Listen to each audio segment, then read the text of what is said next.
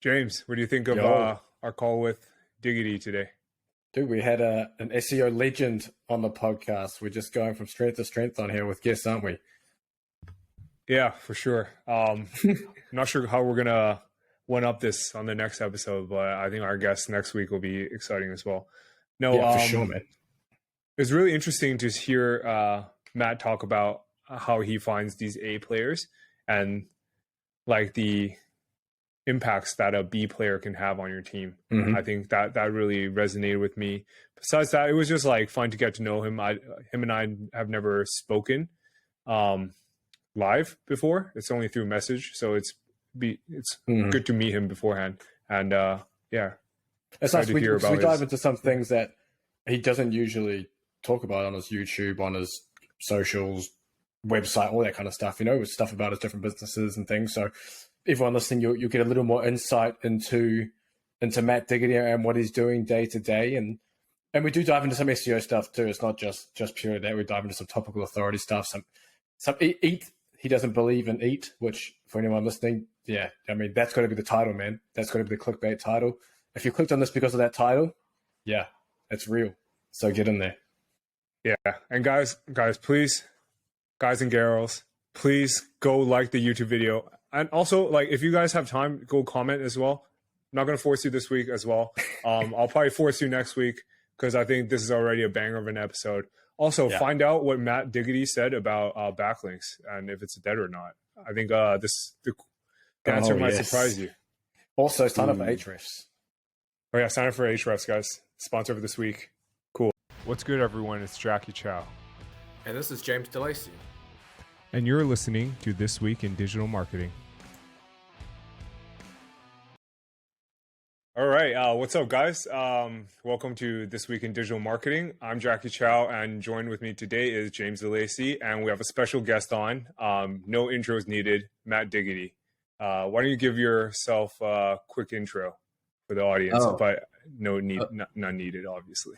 Sure. I've been in this SEO game since 2009. My first forte into it was affiliate marketing. I just wanted like a way to not have to go to an office in a cubicle to make money. So it's just like I read the 4-Hour Work Week.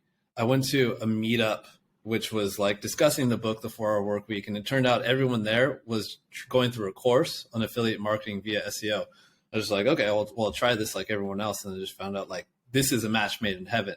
I have this gamer type personality and I like to be at the top of leaderboards. Google is a leaderboard. And this whole thing about like, well, you have a website that can make money for you while you're sleeping. I was hooked. So I just never stopped. I've made a few businesses since then. And I just doubled down. They're all related to SEO. I have a course, I have an agency. I've had some services. I have a portfolio company, and I'm just relentless. I really like it. I can say hands down, even after all this time, I'm still super interested in it. I love SEO. Nice. Amazing, man. I think we used to be both, we were both in the same field before, right? I think you were also an electrical engineer. Is that how you started off? And then you hated the job and Googled how to make money and then found I mean, dude, we could probably, you're coming to Chiang Mai pretty soon. So we'll probably spend a good, I don't know, hour or two, at least I hope so, just talking about like what it was like coming from that. But I just found being an engineer, I mean, the pay was good. You come right out of school and you're getting $70,000 a year. But like that particular culture was like, if you're not working 60 hours, you're the laziest person. You're not going to get a promotion. And so then if you do get a promotion, that's just more responsibilities and less time. And so I just I looked at the horizon of this and I just thought, this isn't sustainable. I'm going to burn out. And plus I'm interested in electronics. But an electrical engineer, you're not like making anything useful. You're making one piece and a little chip that like does the audio for this little microphone right here. Like you don't feel like you're doing anything. At least that's my experience. And like the terribleness of it for me is what propelled me to never look back. I just knew I can never go back to that. So I got to make this thing work. So I do feel like it was part of the journey. Dude, the parallels to coaching and professional sport is just like, what you guys experience is the same thing, except less pay. and moving all over the world for different jobs. Just, shitty contracts, shitty pay, shitty hours, all that stuff. And just you get sold on the glamour of working with pro athletes and pro sports in front of people in stadiums and whatnot, but that only takes you so far. Yeah. I mean, I think if you're sitting in like a day job and you've ever had the words come up in your mind, what is it all for? Then you got to like think about abandoning ship, because those words would be like, it was like a daily occurrence. Like, why am I doing this? Like, what is the point? But there is, I mean, I truly feel through entrepreneurship, you can find massive purpose and you can actually love your work. I thought that was just like, oh, it's just something people say to make themselves feel better about what they're doing, wasting their days away. Yeah, love that. I think we all have a similar, let's just say, villain arc. That's cool. So I think typically how we format this is we'll chat about like what we're up to this week in terms of like work wise. And then we'll probably dive a bit more into what you're up to, Matt. Probably the businesses you're involved in, how you delegate everything. I think I'm personally very interested in that. Your YouTube growth, it's been astronomical recently, pretty insane. I want to get some pointers from you. And I think someone commented and asked me to ask you about Topical Authority as well as Eat this week. So nothing you haven't covered before, but I think it's just like more of a deep dive. It'll be more fun that way. No, so for YouTube retention, you're supposed to say, these are topics that you've never covered in this level of detail. We messed up already. Dude, retake it. Yeah, we got to do another take here for sure. Matt, why don't you start us off? What have you been up to this week? This week, so, I mean, it's just Tuesday. No, it's Wednesday morning. I don't know what today is. But I don't know. Like, so this week I got to manage all the businesses that I'm working on. There's a lot of stuff we're doing at Lead Spring, the portfolio company. But other than that, we just released the speaker lineup for Chiang Mai SEO 2023. So I saw that. That's always exciting. And I don't know. So far so good. Just staying busy. Solid. What about you, James? Not too much different than the other weeks this week. It's pretty much the same stuff. All the content, probably going to film a bunch more YouTube videos this week. Other than that, all the same stuff. Posting Twitter, YouTube Shorts, clips, podcast, writing more content. And that's pretty much the go this week. Nice. Solid. I think on my side, I'm really trying to scale up the paid ad side for the newsletter growth. Been just doing the pay to win type of thing right now. Organic's taking a bit too long. Twitter audience is great and all, love you guys, but it's just not as quick as just paying for it, But CPA has gone up for me this week significantly, and I couldn't figure out why. I think we're sat at about $5 Canadian, which is I guess like $3.5 US for in like English speaking country, but really struggling to scale that up to like $300 to $500 a day, like with a low CPA. I'm not sure if you've dove into paid ads at all, Matt, but I'm guessing you have that delegated. I mean, we do it too. So like for the course and just like, I guess you're doing an email list with some kind of lead magnet, right? What's your freebie? There's no freebie. Just like, hey, sign up to the marketing newsletter that like keeps you up to date. Similar to like Morning Brew. Yeah. I mean, I think that's doing your CPA is pretty good, considering like it's just like join something else that's going to be in your inbox that you have to sort through. You're not even giving anything away, and I think that's like pretty good CPA. You might just be increasing just because you've been running ads, and then you're starting to get repetition, and you're starting to saturate. But I think that's pretty good, man. But like, yeah, I would try a lead magnet. Or Threadboy. Yeah, good. Threadboy on Twitter. Yeah. Hey, Matt, how come you're not on Twitter, man? Or you're not as active? You gotta choose your battles, dude. So like, I guess I'm semi-active on Facebook. I got a couple of Facebook groups, and YouTube, as you know, is a grind, man. So like, I can't be on all of them. And then like, I just kind of think Twitter's a little bit toxic in general. Instagram, like, I just don't like taking pictures of myself. TikTok is arguably bad for the humankind in general, so I don't want to contribute to it. So it just that's what's up. But I don't know, like you seem to like Twitter. What do you like about it?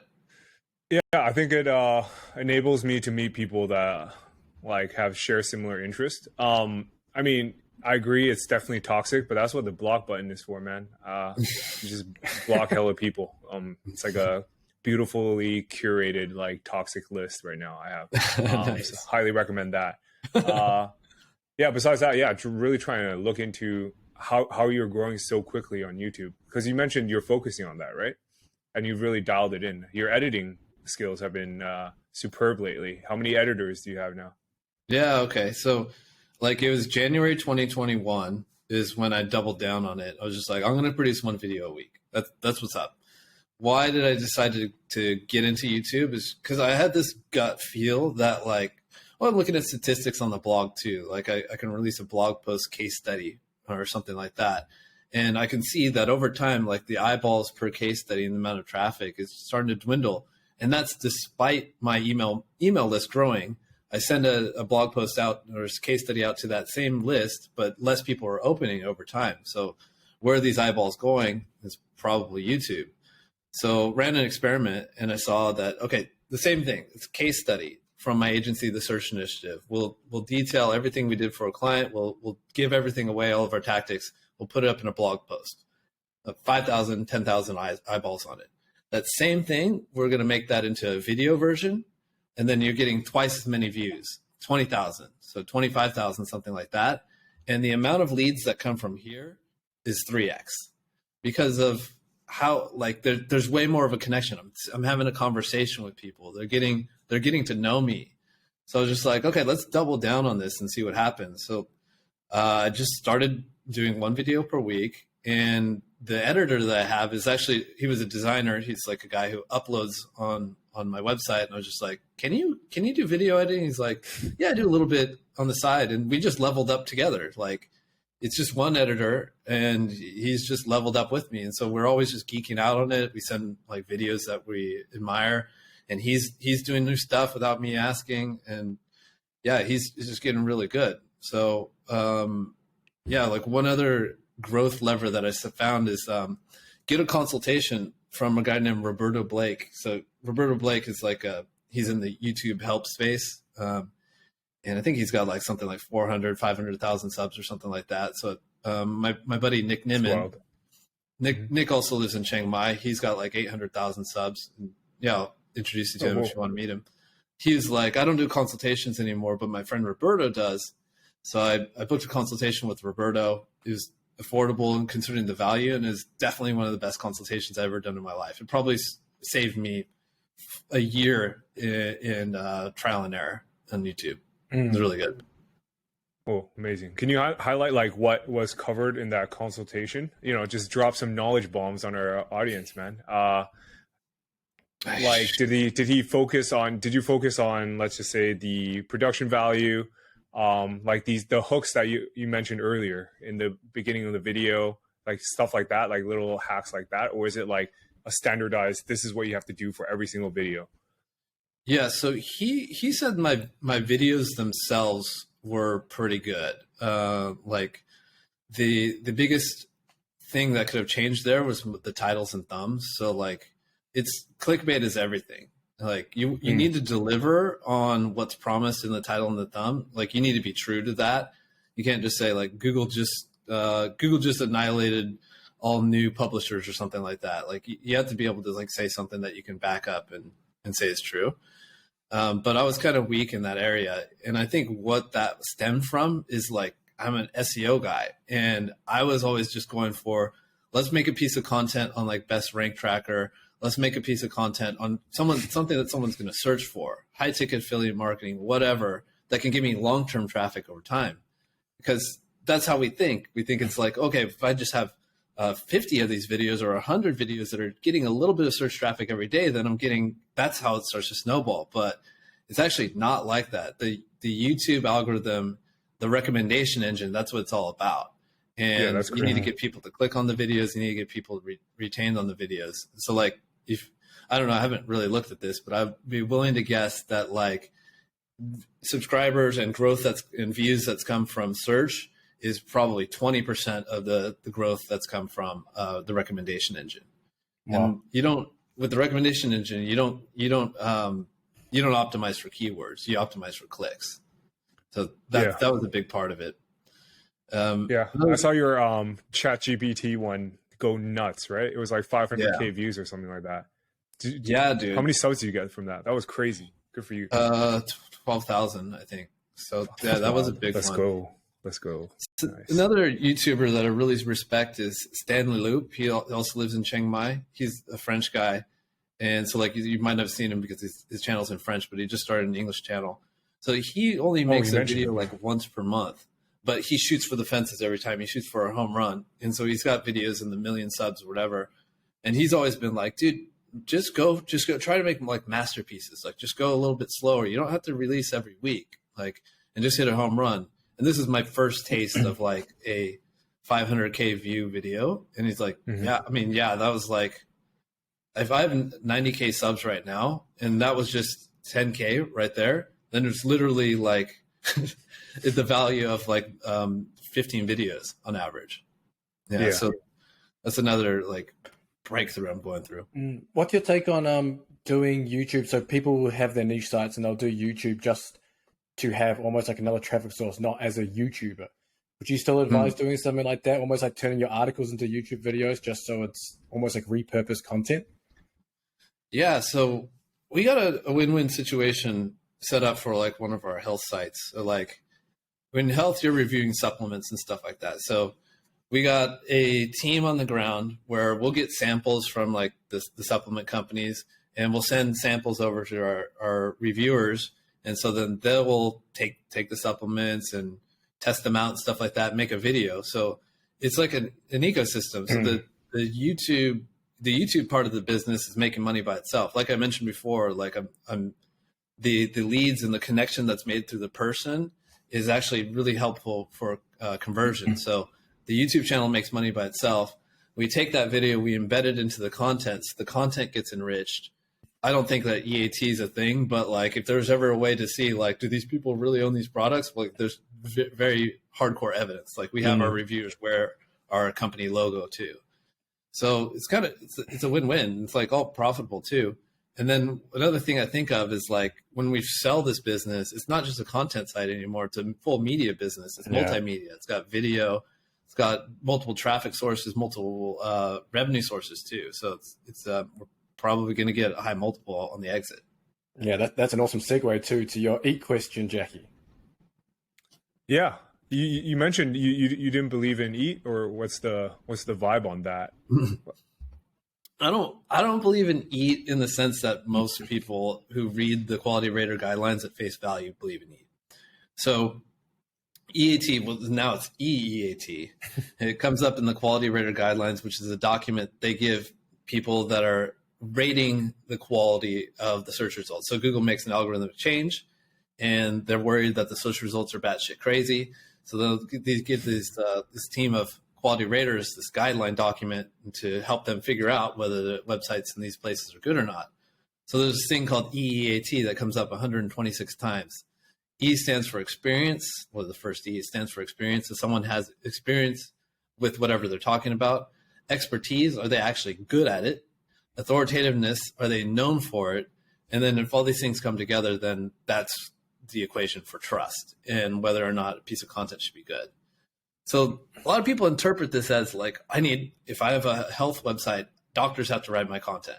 If I have a finance website, it needs to be a CPA or someone with a master's degree in finance or something like that. But think about it like this, right? Like, how would the algorithm be able to verify this stuff? If I wrote that this author went to Berkeley and studied finance, is it really going to go and hack the Berkeley faculty in the student database to see, did this person actually go to Berkeley, and then check its GPA? Are they actually good enough to talk about this stuff? Like, there's no way it has the resources to do that. And even if it did have the resources, let's say two pieces of content are equal in terms of their quality. One's written by the guy that went to Berkeley, one's written by a guy that went to Brown. How can Google possibly put itself in a situation to say which school is better, right? So it's not going to do all that stuff. what I do think the algorithm does is two things. One, the algorithm can check for a complete lack of effort to satisfy these signals. This person doesn't even have an about page.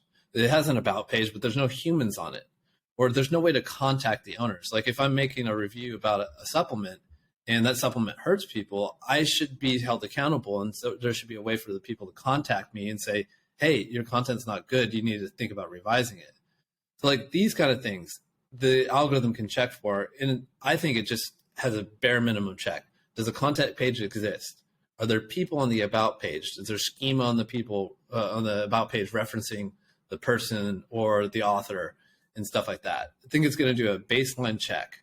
But what I think EAT really is, and you can see Google actually being quoted saying EAT is, quote, largely based on links. So that's the way that they figure out whether content has expertise, authority, and trust, is if someone is linking to it and saying, by the mere merit of the link, it's establishing this EAT stuff. Yeah, so, but I thought backlinks were dead, man. Yeah, of course. What's up with that? Of course they're dead. They're just baked into Google's algorithm, and the reason Google is because they believed in backlinks. Of course, they figure out a way to remove that. No. How do you then? Sorry, Jack. I just want to jump in a bit with the idea that experience, expertise. Okay, that would lead to you need some kind of authorship on the site. And I think it was Gail Britton at Authority Hacker did that little case study showing authorship doesn't really make a difference. But I guess maybe with the experience rolling around, maybe having someone on the site is probably more beneficial. But for example, if someone has a site, so I've got a site in a random niche that I don't want my name and face on, so I just made someone up. How would you end up creating a persona then that is seen as trustworthy, et cetera, for that site? Are there some minimum things you're looking to do? Yeah, I mean, so bear in mind, as much as I'm ridiculing this, I still do it myself, right? So I prepare for what the algorithm is going to be doing 5 or 10 years from now. Because the Google's algorithm works backwards too. Like when Google finds out that a certain link type is no longer good, it's not like, okay, we just figured it out today, so if anyone builds this link going forward, we're going to hit them. No, they work backwards too. So I also do this stuff as well. Like I'll get my writers on my about pages. I'll get friends that are like fitness trainers on the about pages and stuff like that. But in terms of like a fake persona and stuff like that, like we'll fill the gaps with those sometimes too, but eventually we'll phase them out with real people when it gets to a certain point. And you can call it a fake persona. You can also call it a pen name, like myself, right? I don't want my name smeared all over the internet for all the websites that I'm a part of, and it causes a footprint as well. Like people, it is a right to have anonymity in the world, right? Yeah. Gotcha. Is there a way to, are you at essentially like a negative for doing something like that, having a pen name that maybe doesn't have a footprint on the internet, having a website? I do it for sure.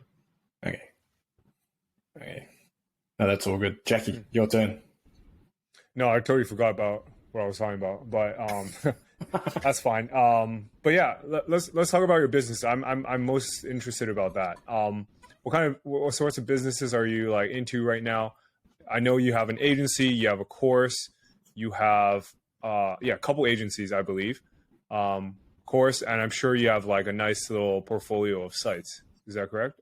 And I think you also have like, is it you who has a cannabis business in Thailand? How's that going? Love that industry. Yeah, it's cool. So like, all right, yeah. So let's just start with the angel investment because that's where we ended up. So I do some angel investment as well, and I like to invest in businesses that like I can have some kind of impact on where they go. So one of the first ones was Surfer SEO, and yeah, I mean the growth has been tremendous because they offer a great product. But more recently, I invested in a company here in Thailand called Bloom. And so they're e-commerce business selling cannabis. And so like, okay, e-commerce selling business, then we can get them SEO traffic. And so like when we started working with them, I wasn't doing the SEO directly, but I'm like guiding and directing.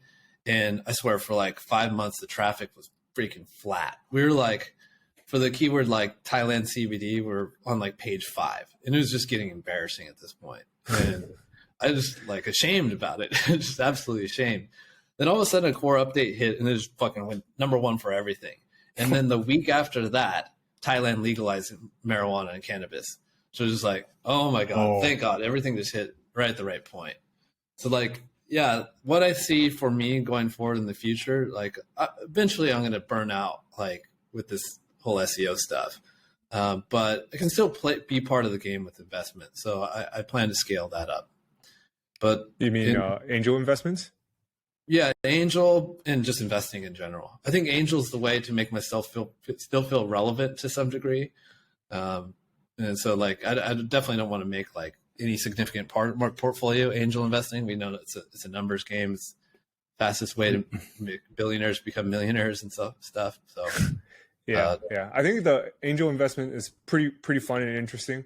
Done a couple myself. But yeah, like what are you seeing? Because Surfer SEO, probably a great investment. When did you invest, or can you speak on that? I want to say 2018 or 2019. Okay, that's a easy money hack that you got into. I love that. I'm a subscriber of Surfer SEO, on a huge subscription right now. I love them, and always hyped about them. But yeah, what about Bloom? You got in before legalization. That's a bit of a gamble, no? Yeah, well, I mean, CBD was still available, and I just watched, like in the United States when CBD and all that stuff became legal, like you didn't even have to be the #1 company. You could be the number 50th company. You're going to make money. So I just thought like it was a no lose as we ride this wave. Nice. Yeah, that's scared money don't make no money. So that's good. Nice. And what about your agencies? How's that going? Like what kind of playbook are you following here? Because I know you mentioned you're funneling leads from was it YouTube? Because I've watched a couple of your recent videos and you do mention them. So, and is that where you get most of your clients from? Do you have like a hard sales team that goes out and grabs leads? Because that's what I'm looking into right now, and it's working pretty well. You gotta, if you're not on that, get on that. It's pretty crazy. Nice. I mean, in all the service-based businesses and even the affiliate lab, like everything I've done is inbound. I've tried a little outbound sales and just haven't had the success. I mean, it's successful, but like, where's the ROI? I can have people spend 8 hours a day on inbound, or I can split that up 50-50. They're going to convert more sales if they just focus over here. But the way this type of business works is like Diggity Marketing is like the content marketing brand. I have the website. I have the YouTube channel. I'm coming on podcasts and stuff like that. And this is all fueled by my overall goal of wanting to teach people how to be entrepreneurs through the only method that I know, which is SEO. I'm still scarred from that engineering past. And then I'm a big stand for freedom. Like this tattoo here means may all beings be happy and free. Like this is a big part of what I do here and why I'm making content and stuff like that. Because I want to somehow change lives. So the upside for me on that is getting leads into the course, the affiliate lab, the agency, the search initiative, and then the conference, Chiang Mai SEO conference. And so we basically just, it's all inbound. Like we do retargeting ads. We do like ads in general, but we don't have like a sales team out hustling. But yeah, that's just the way I look at that part of the business. Then there's a whole other complete different business called LeadSpring, and that's the portfolio company. So it's doing exactly what you do, Jacky, like building websites eventually for flip. But we also do JVs as well. So these kind of JVs is we like to partner with like brick and mortar businesses with a high upside, like law firms or real estate agencies. And we'll take a part of the business, maybe 20, 25%, maybe more, in exchange for us taking over the marketing. And the idea is that like without us, you could have stayed here. With us, we're going to get to here. So give us some of the equity and then we'll just grow together. So I like to mix it up. I think that the content portfolio is great because you get those big flips and that's super exciting and it's really scalable. The JV part of thing is like you're playing in a field where you don't have to worry about like EAT. These are like real lawyers. These are real doctors and people, real estate agencies. And so they're going to do traditional marketing as well. And so you're like funding a real business. It's like having an SEO client, but it's you too, because you have equity in the business. What I find, it's a good fit for the portfolio company, because the culture of the portfolio company with affiliate sites and content sites is all built on excellence. So we have no budget. We're going to pour as much as we can because we know we're going to get it back. If we had this same type of culture working on a client with a fixed budget, we're just going to do just enough to where we can make some money ourselves. Make some money, yeah. It would mess up the culture, right? So we go 100% here, we go 100% here. But that said, my agency, the Search Initiative, it's set up for prolonged growth and like a mutual win-win for both sides of the party. Whereas LeadSpring is set up for rapid growth and a little bit more risk taking, but like 100% more resources and a lot more expensive because we spend all of it. Yeah, got it. So Search Initiative is like a flat retainer typically, and then LeadSpring JV plus like portfolio. Let's talk about the JV part, because I'm pretty interested in that. I had a deal last year that went extremely well. You mentioned lawyers. In my case, it was a construction company based in Miami. Ranked them within like 2 days in like their top searches, easiest niches ever. I think if there's any young and budding SEOs out there, partner with a local company. They are severely lacking, and they have do not have the savviness we do. You can just like flip the switch and turn on like the floodgates of their leads right away. But I'm finding it now because we're at we're split, ownership. How do you split the costs with them? Because for example, I pitched them, everything worked well. My Ahrefs, like organic keywords, is currently sat at 10K. It went from like 200 to 10K in like a matter of 3 months. But now I'm sat there, I'm like, I got a piece of this multi-million-dollar company. They do $5 million a year in revenue. Do I pour more budget into it? I've not realized any gains. You know what I mean? So maybe I own 10, 15% of this company, but how do you split the costs? Or is it split equally? Or is it split based off of equity? You know what I mean? I suppose you could do it any way you like, but like I've typically done it where all the SEO costs are mine and all of the construction costs, the legal fees, the booking the office for the real estate agency, that's all theirs. So we just kept it separate. I'm assuming you could mix it all together, but like, do I want to mix my performance with like the hiring issues that the construction company is having? I probably want to keep that separate. Yeah, that's a good shout. That's a good shout. Interesting. If they take your expenses, then you're taking on theirs as well. Yeah, you're right. Nice. Yeah, I think that's a interesting tactic that not many people are actually doing in our industry, in the affiliate industry at least. But I think definitely more people should be doing that. And what about your portfolio sites? I think you floated one of the sites to me with your P&L, and oh man, that was a good site. Was that sold now? I don't know which one it was. Supplements. If I showed it to you, then it's probably sold. Yeah, like any paranoid affiliate SEO, I like to keep things close to my chest. Nice one. And you're Did you ever sell your portfolio with the custom rate? Nope. Still have the custom rate card. A lot of the sites got hit in the update, so I'm just holding on to it. It's fine. Yeah. Still a win for me because it's Because what about you? Didn't you end up buying a custom rate card as well? No.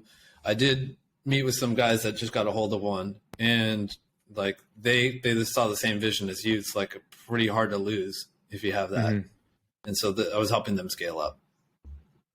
Nice. And how's that going for them? Because it's like you buy and you win. Anytime you buy something, you win, right? Yeah, I think they're a bit picky. I know you're like really quick. Like you can look at a site and just like, I want it in an hour, right? I think they've been a little bit picky, so it's been a little bit slower. But they also don't have the experience that you have. Is like it's hard to lose, right? They don't have that track. Are they like a traditional fund? Why do they move slower? I don't know. I'll ask them after this. Yeah. No. I think it's important for at least for me to figure out like payback periods. That's like the main metric I actually go for, because a lot of the times, you know, these high risk affiliate sites that are made by people who probably just want a quick in and out, they're not built well, and they probably won't last a couple updates.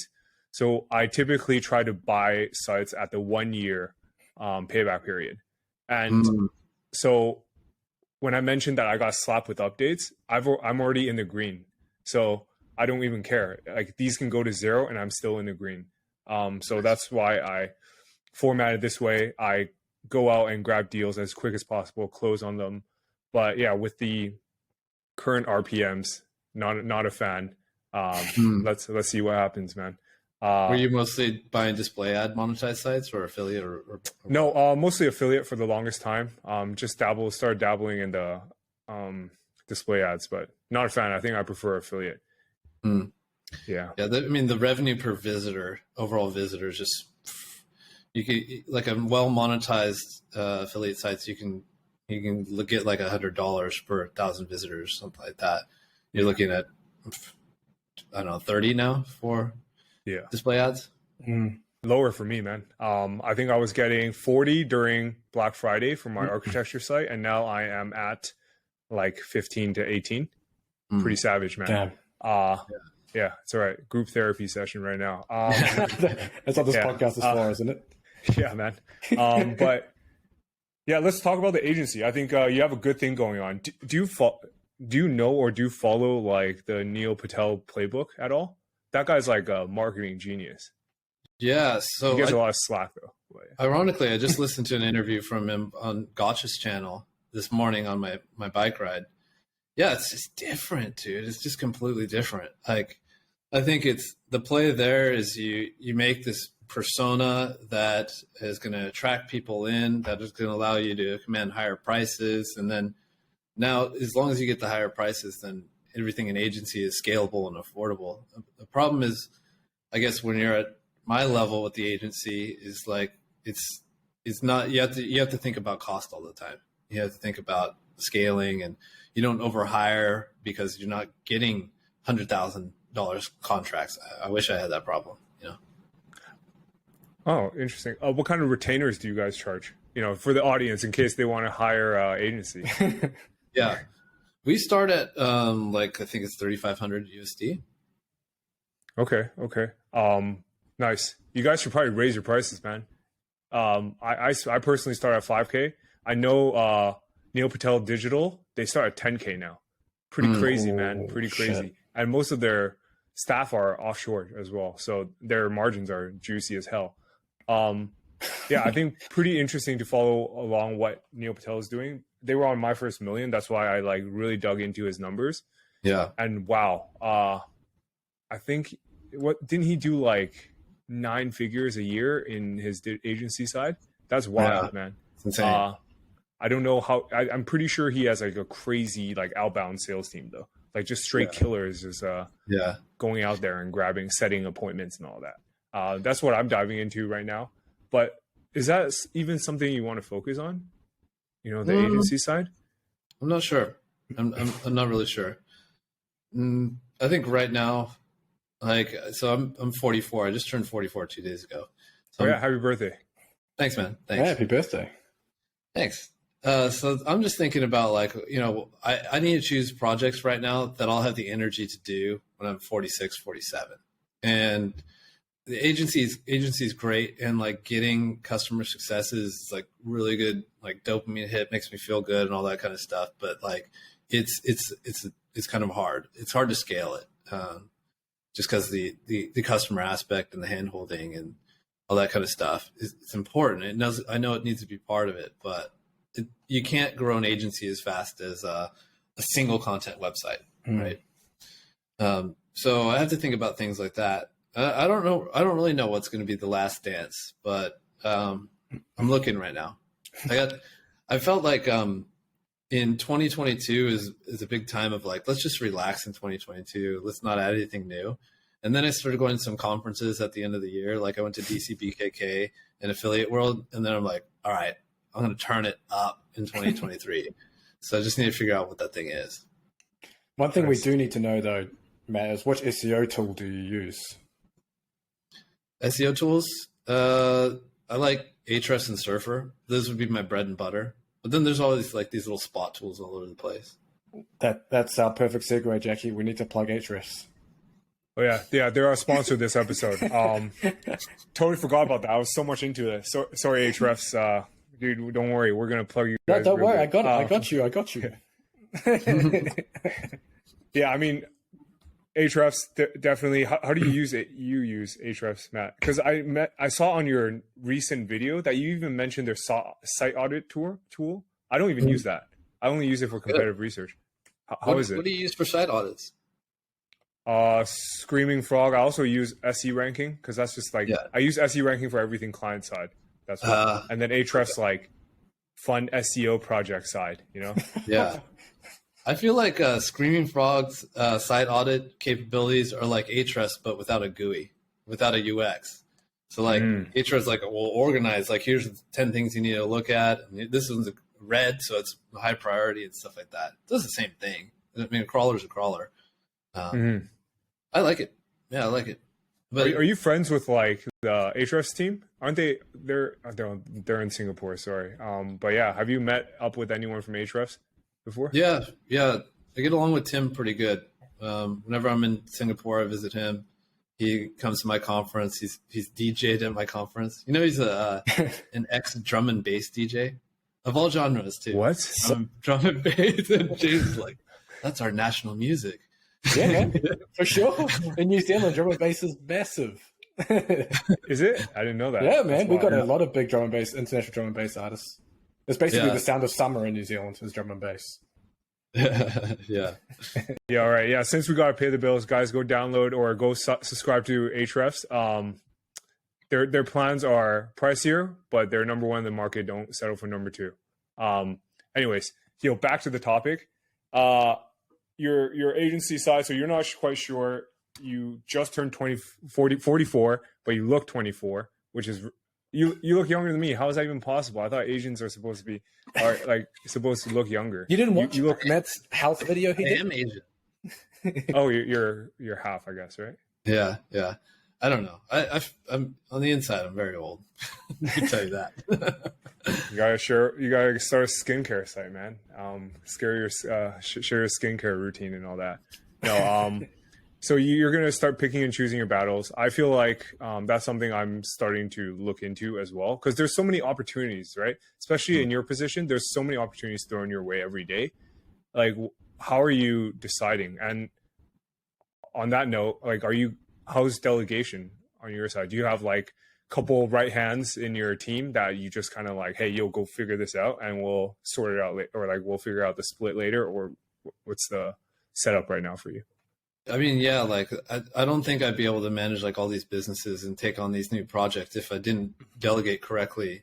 And the way I like to do it is delegate responsibility. So it's not like I want you to go hire 4 writers and then create a process and then get these writers up to speed and then do all this stuff. Like I just say, we want to produce 1 million words per month. You make it happen. So when you delegate like that, someone feels like, okay, this guy trusts me in order to figure out how to do this for myself. I create this process, so I have responsibility for it. I'm going to take pride in it. And they actually enjoyed their job a lot better. But the thing is, all of that is bullshit unless you hire A players. If you put a B player or a C player and give them responsibility, they're not going to get a good job. And not only that, like if you have a B player or C player anywhere towards the high rungs of your company, you just destroyed the whole department, because a B player will never hire an A player because a B player is worried that the A player is going to make them look bad.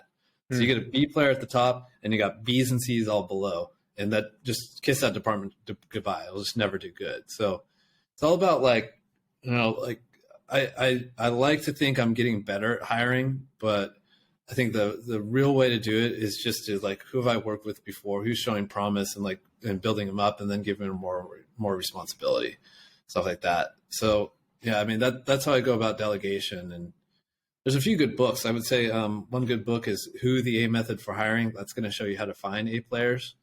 And then in terms of like learning how to delegate, I'd say skip a book and go to Matt Singer's management training. Like that guy's saved my ass. One of the best. Are you going to be in Vietnam for his conference, by the way? Yeah. Nice, amazing. Yeah, I should definitely get him on the pod as well. He's got some good talks out there. Yeah, but what about you mentioned finding these A players. You've been finding people that you've worked with in the past, or like through like a referral?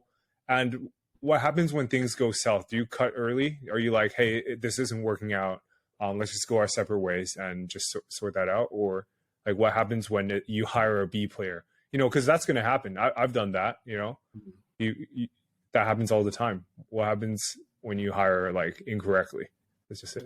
I would say I let him go at like a medium clip. Like I wouldn't say it's early. I wouldn't say it's late. It's about the right time. I guess I kind of give people a chance to turn things around.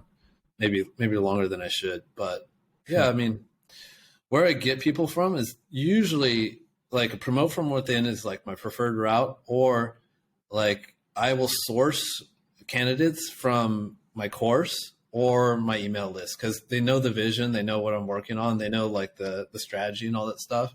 So I'll source from there. And then these days, like I used to be like, okay, I'll hire fixer uppers, really hungry people, and then I'll train them the way and stuff like that. Like I think now it's just about like, have they done this before? Do their references have good things to say about them? And are they fired up on top of that? I think like that's the difference now that I've kind of recently switched into. Like right now I'm hiring a VP of operations to manage the Diggity Marketing side of things. Mm-hmm. And right now it's experience or nothing. Yeah, gotcha. And hiring within is a good idea, I think, personally. Especially, it gives other people hope as well that they have like a chance to rise in the ranks. Speaking on your course, I'm personally curious, like how's that doing? Because I think you mentioned in a comment on a group once that that's not something you guys typically focus on, right? That's like more of a spreading education out there. Is that like a philanthropy type of thing, or like a paid philanthropy, or what is it? Like, how do you see it? I mean, so like all these side businesses, like in 2018, I was just kind of like, I got this audience. At that point in time, I had like a link building service, and I was just like, let's fill all the other gaps. Let's make a course. Let's make an agency. And so like my lead machine will have full efficiency and stuff like that. So it would be a miss to say that I only did this just for philanthropy and help spread knowledge and stuff like that. If that were the case, I wouldn't put a price tag on it. But I would say in the grand scheme, the course is like a very, very small amount of the overall income. I still give it 100%. So like since the day of inception, I told everyone that I will always release new content. If anything gets outdated, I will replace the video with what's actually working now. And I've kept up to that word forever. So yeah, it's not like a big revenue source, but it's part of my personal mission. So I treat it as if it's like one of the biggest things that it's biggest revenue sources. Yeah. Why isn't it a focus of yours? I mean, you see what authority hackers have done with their course. They're doing a superb job. Why don't you just like turn on the ads, and just start driving revenue? Because it's a 100% margin right now at the moment, right? Pretty much. Yeah. Well, so we do have ads. We do have a funnel and stuff like that. And ironically, so again, going back to like the conferences I went into the end of 2022, I ran into a guy who does course optimization. So they're doing an audit right now. And yeah, but it's just like, there's a lot of shit to do. As you know, Jacky and James, like there's a lot of opportunity around, and just like, where do you have time to focus on everything? Yeah, that hits home. There's always shit ton to do. I actually want to jump. I know topical authority is one of the things we wanted to touch on as well. But I have a question that I haven't been able to get a solid answer to around that. So take the idea of let's stay in supplements. You do best protein powder, and you write your pillar buyer's guide, and in it has all the long tails. Your best protein powder for men, best protein powder for weight loss, blah blah blah. and you rank for best protein powder on the first page, but you also rank for the long tails on the first page. Google's showing those long tails on those long tail pages, best protein powder articles from other sites, plus a couple of maybe best protein powder for men or long tails on there. Would you then also write separate articles for best protein powder for X, Y, Z, even though you're already ranking for those keywords with that main page? Yeah. So like most people say, and I agree, like 99% of the time is you look and see what's happening on Google. So if you're seeing that, if you Google in each of these keywords, best protein powder, and you see a website that has one page ranking, let's say abc.com has a page ranking. Then you Google best protein powder for men, and you see that abc.com has a different article ranking, right? So then you would assume that Google wants, these are different search intents, Google wants two different articles. But you see this disproved a lot too when there's literal evidence. I have one article I'm ranking for both of them. So I don't, like, even though search intent does seem to be defined most of the time, there's exceptions. And that could just be because your article has more authority. So it's like breaking these rules. Like authority always comes into play, whether that be topical authority or link authority. If you have more of either of these types of authority, you don't have to have as much as the other signals. So in your example, I would just keep it how it is. Like the only, when you're number one for everything, there's only one way to go, and that's down. If you weren't number one for the long tails, so you were further down page one, would you still write those long tails, even though you may cannibalize your main best protein powder? So what I think, like, what usually happens if there's truly a search intent problem and they should be two different pages, you'll have your main keyword on page one, but like the secondary ones will be on page 2, 3, or 4. Okay. If they're all on page one, I think that's like, you just need to optimize a little bit better. You need to write the word men and chocolate or whatever the long tail part of that is into there. Nice. Jacky, you have more stuff on topical authority without building links, right? Yeah. No, that was an audience question. I sent out like a comment about like having you on, and people wanted to talk about like topical authority without link building. I mean, I personally see that, but that's more on the AI side. So I've personally found it to be very, very easy nowadays to build topical authority if you utilize AI, because you just out of sheer volume, you know what I mean? Because in your video, you pretty much, I think you used the topic of affiliate. Like you covered everything under the sun on affiliate, and then you gain topical authority on that. But like with AI, you're able to achieve that much quicker, right? Yeah.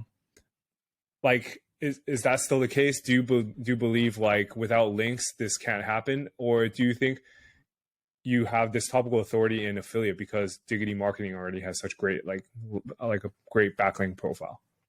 Yeah, it's a good question. So like it's all these ranking factors work together, right? Like if Healthline wanted to become a topical authority for apples, it needs to write less articles than someone like me or you would on apples in order to start ranking for those keywords. So I've got to look at these things kind of separately, but you're right. Like for people like us who don't have the luxury of like a super crazy like link authority, we can leverage tools and like AI content is the best one for it to generate all this content that we need to write. So instead of like, what's the exact point where I need to compete with all these other sites, we just say, we'll just overshoot it. We just write all of them, period, because it's just a minimal amount of work more because it's AI. You know, I think that's a decent strategy. It's an interesting like place we're at with AI right now. It's like a resurgence of black hat SEO, whereas before, like, I mean, the recent like, I mean, if you just asked like a year ago, like, does black hat SEO work? I mean, sure, that link cloaking works and like spam tools work and redirections, all this kind of stuff works, but it's not like the whole industry is considering doing it. Now it's like AI is like, everyone's like, fuck, I think I need to like take the plunge. And right now, like Google's kind of iffy on what's their stance. Like one second they say it's automatically generated content and it's part of our spam policies as a no-no. And the other side, they're saying, as long as it's written for humans and it's helpful for the reader, it's okay. So like we're gambling right now, but and the way I'm using it is like I always just prepare for the worst. So I got like an edit process in there, and I'm doing my best to like optimize and get it further away from AI content. But yeah, for sure, I got definite buns in the oven that are using AI. Yeah, I think it's just a bit of a risk when even companies such as like Bankrate are using AI content. I'm sure you saw that. That's like how are we supposed to compete with them if they're utilizing this now? But I think Gail also had a great study or like a great post on Twitter about this, like saying he analyzed all the AI content on a certain site, an authority site, versus like human written, and the human written like had way more views. I think it was like 90% to, or like 90 to 1, something like that.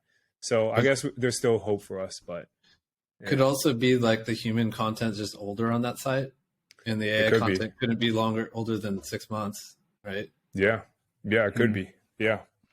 I think with our remaining time, I want to ask questions I'm personally curious with. We're not going to like speak on numbers, but like in terms of like the businesses you're involved in, which one's like your top one? And could you like go down the scale? Is that like something you're comfortable to talk about, or if not, off camera is cool too? I'd say Lead Spring's number one. Lead Spring's number one. Lead Spring by far is number one. And then the course, the agency, the conference is a different thing. Conference does make profit, but that goes into charity almost immediately. So I guess say Lead Spring, and then Affiliate Lab Search Initiative depends on if it's Black Friday or not. Nice. Yeah. Do you want to plug your SEO conference? When is it? Like, what kind of people are going? Yeah, like the speakers seem like the lineup seems great. Yeah, so Chiang Mai SEO conference, November 9th and 10th are the official conference days, but we get the party started on the 6th, which is Monday. Jeez. And yeah, I think the difference on Chiang Mai SEO conference is like if you don't send like your employees to Thailand for a conference, the business owner's like, no, fuck that. I'm going. You can stay back here. I'm gonna go. So we get a room of 800 like decision makers. So like these are the business owners, the super affiliates, the portfolio owners, the agency leads, all that kind of stuff. We get in a single room. So the conversations are pretty high level, and something about like Thailand makes any experience, whether you're a backpacker or a conference goer, unique. Thailand's a unique place, and people get into the vibe of the land of smiles. So networking is a little bit more rich, and people feel like they're on holidays. So they let loose a little bit more. We party a lot. Not going to lie.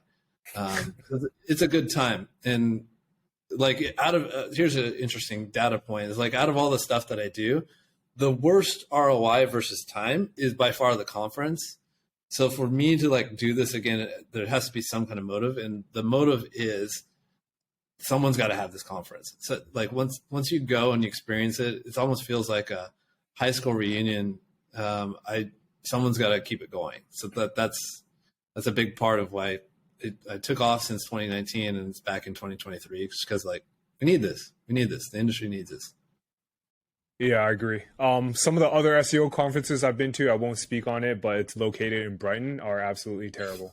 Like I can't go to those anymore. But it seems like Chiang Mai, the conference in Chiang Mai, it seems like it's a lot more high level because it's the affiliates who go to Chiang Mai or the business owners. Whereas like it'll be more in-house people going to these, you send them to